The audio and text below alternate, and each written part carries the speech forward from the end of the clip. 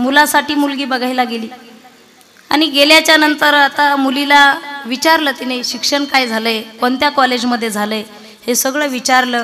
तुझी आई काय करते, तुझे वडील काय करतात, तुम्हाला शेती किती आहे, आणि हे सगळं विचारून झाल्याच्या नंतर सासूबाईने दुसरा प्रश्न विचारला, सुनबाई म्हटले किचनमध्ये गेल्याच्या नंतर तुला काय येतं. ती एवढी शिकलेली होती, ती म्हटली सासूबाई किचनमध्ये गेल्याबरोबर मला पहिली चक्कर येते म्हटली. म्हणजे आपला वेळ आयुष्यभर अशा माणसाबरोबर जाणार नाही याची काळजी घेतली पाहिजे. मी कालच एक वाक्य वाचलं, जोडीदार जर मनासारखा भेटला नाही, जोडीदार जर मन समजून घेणारा भेटला नाही, तर स्मशानाच्या भिंतीपर्यंत जाईपर्यंत कॉम्प्रोमाइज करावं लागतं. हाची करावा विचार.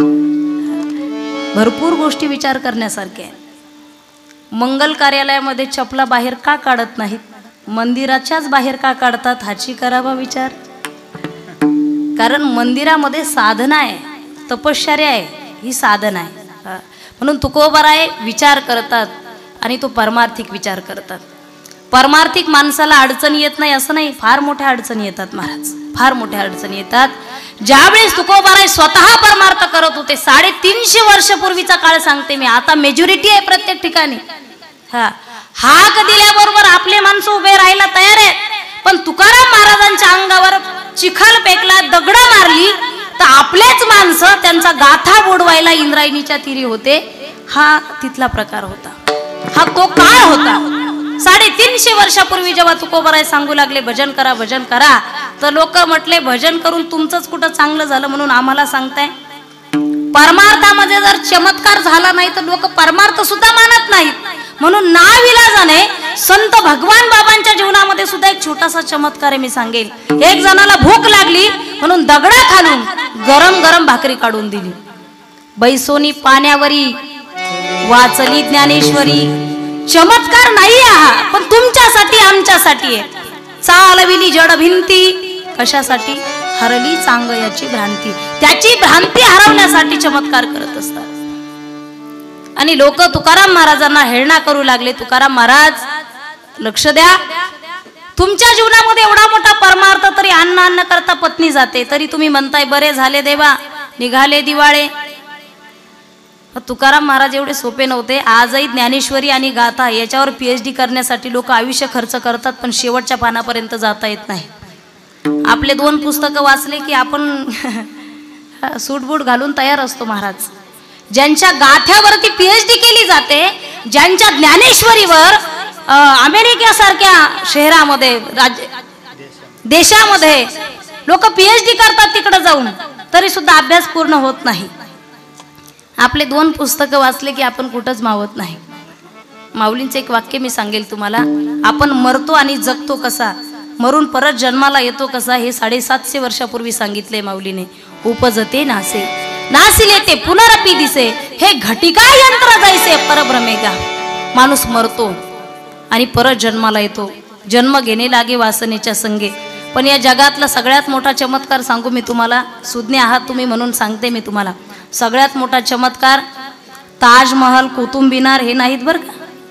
सगळ्यात मोठा चमत्कार सांगते मी, तुमच्या डायरीमध्ये नोट करून ठेवा. एखादा माणूस मयत झाल्याच्या नंतर आपण त्याला घेऊन स्मशानापर्यंत जात असतो. चमत्कार, स्मशानामध्ये जात असतो. स्मशानामध्ये गेल्याच्या नंतर त्याचे पाहुणे त्याला त्या सरणावरती ठेवत असतात आणि त्या सरणावरती त्या मेलेल्या माणसाला पाहून त्याचे जोडीदार म्हणत असतात, अरे बापरे, कालचा आमचा शेवटचा फोन झाला रात्री 10 वाजता. कालचं सकाळचं जेवण आम्ही एकत्र जेवलो, आता हा माझा मित्र मला सोडून गेलाय. ही सगळी चर्चा होऊन आणखी एक शेजारचा माणूस म्हणतोय, बघा तो आपल्याला सोडून गेला हे निश्चितच आहे, पण आपल्याला सुद्धा एक दिवस जायचंय.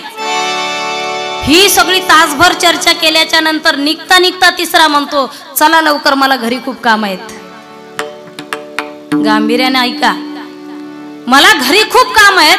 स्मशानात बसून सुद्धा, मंगल कार्यालयात नाही म्हणत मी तुम्हाला, स्मशानात बसून सुद्धा माणसं स्वतःचं मरण विसरतात. हे जगातलं सगळ्यात मोठं आश्चर्य आहे. जगातलं किती अभ्यास केला, किती अभ्यास केला, जगण्याचा आणि मरण्याचा शोध लागला नाही बरं का अजून.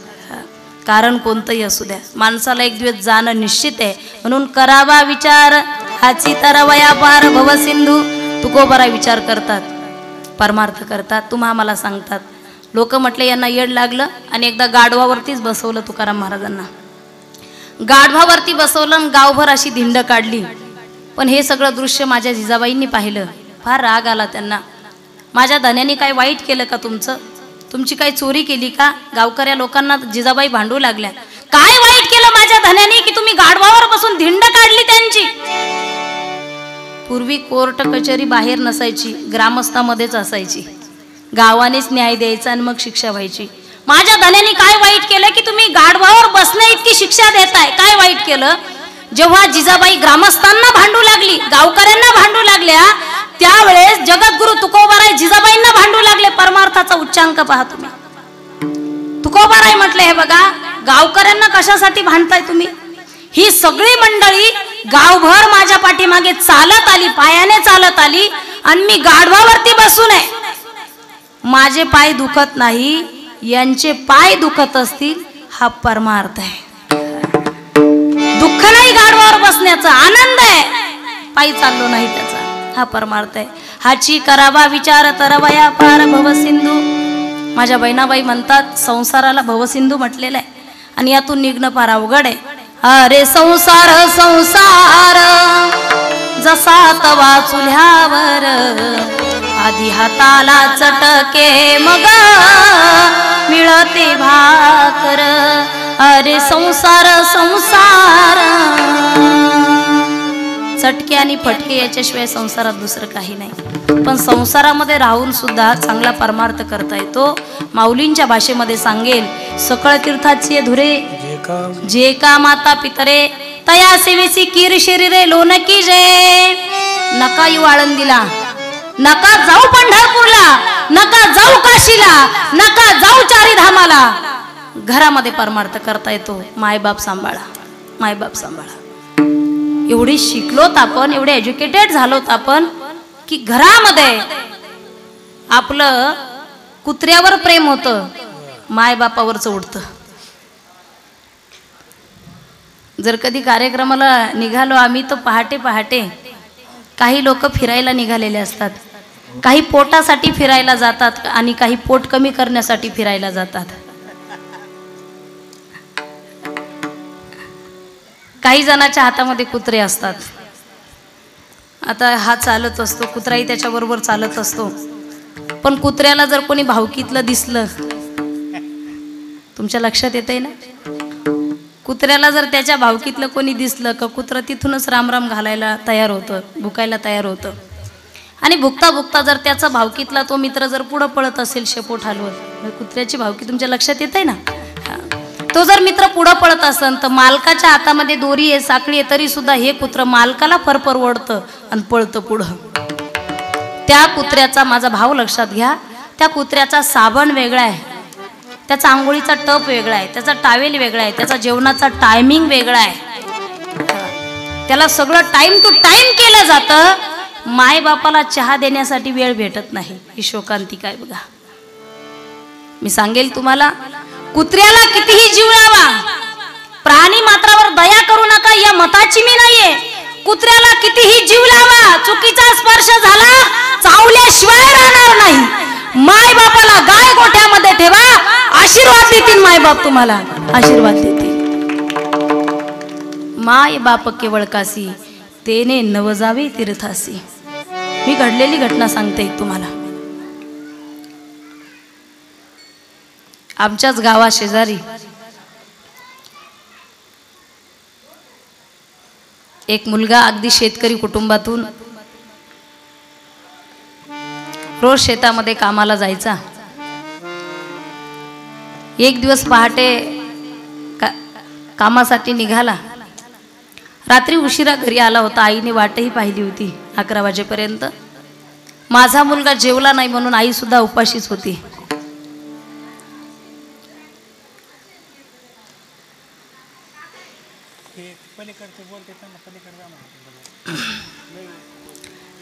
माझा मुलगा जेवला नाही म्हणून आई उपाशी झोपत असते. अगदी मी तुमच्या वेळेतच कीर्तन सोडणार आहे, फक्त मला वेळ द्या. रात्री 11 वाजले होते. अडाणी होता, शाळेत न गेलेला मुलगा कुठं फिरत असेल म्हणून आईने वाट पाहिली. गजा नाव होतं त्या मुलाचं. उशिरापर्यंत घरी आला आणि घरी आल्याच्या नंतर आई म्हटली, बाळा अरे जेवला नाहीस, भूक लागली असेल तुला. आई एक काम कर, मी आता जेवत नाही, मला सकाळी लवकर नेहरी दे, कांदा भाकरी दे माझ्या बरोबर, सकाळी मी शेतामध्ये जातो. गजा म्हणून झोपी गेला, पण आई उपाशी झोपली. सकाळी उठला, आपल्या 4-5 बकऱ्या आहेत, शेळ्या आहेत, त्या बकऱ्या सोडल्या आणि शेतामध्ये निघून गेला. अगदी 11वी-12वीचं वय असेल त्याचं. अडाणी, एकदम शिकलेलं नाही, कोणत्याही शाळेत गेलेलं नाही. त्या बकऱ्या घेऊन शेतामध्ये चारण्यासाठी आला आणि आल्याच्या नंतर 11 वाजले होते दुसऱ्या दिवशीचे. आता जेवायचं होतं, पण काय बुद्धी सुचली की एक शेततळं होतं, त्याच्या डोकून पाहायला निघाला तो. आणि त्या शेततळ्यामध्ये डोकून पाहता पाहता, आता तुम्ही सगळे शेतकरी बांधव आहात, शेततळ्यामध्ये डोकून पाहता पाहता त्या गजाचा पाय सटकला आणि त्या पाण्यामध्ये तो गेला. पोहता येत नव्हतं त्याला, घडलेली घटना आहे, पेपर आउट बातमी होती. पोहता येत नव्हतं, वरही येता आलं नाही त्याला, तो तसाच गेला. आणि गेल्याच्या नंतर ही बातमी जेव्हा त्या आईला कळाली तर ती